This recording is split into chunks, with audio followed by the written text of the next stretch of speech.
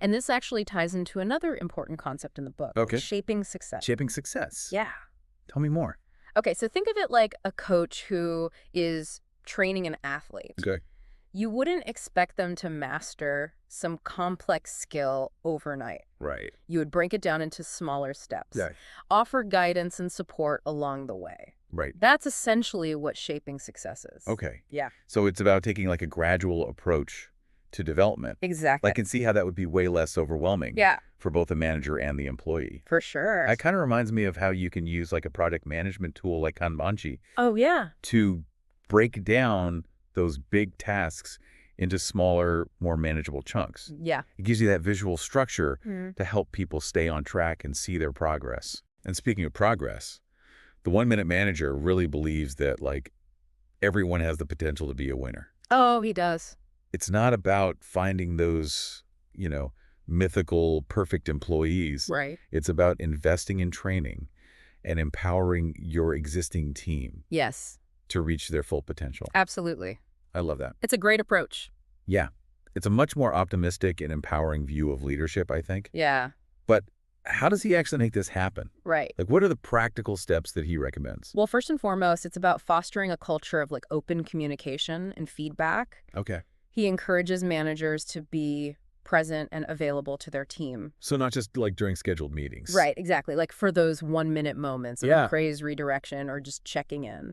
So it's more about being proactive and engaged rather than just reacting to problems as they come up. Exactly. Okay. And remember, it's not about micromanaging or hovering over people's shoulders.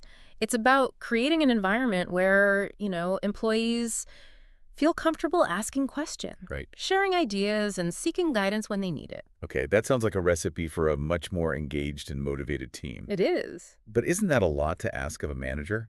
Yeah. Especially in like today's super fast-paced world. It definitely can feel overwhelming at first. Yeah. That's why the 1-minute manager really emphasizes like clear boundaries and delegation. Oh, okay. You don't have to be everything to everyone. Right, You know, yeah. set clear expectations, empower your team to make decisions, and leverage tools like even Kanbanchi Oh, yeah? to streamline workflows. You can Right. free up your time and, that mental energy Yeah. to focus on the things that really matter, like building relationships Yeah? and fostering a culture of success. I like that. And that's what really sets the 1-minute manager apart, is that focus on making work enjoyable. Hmm.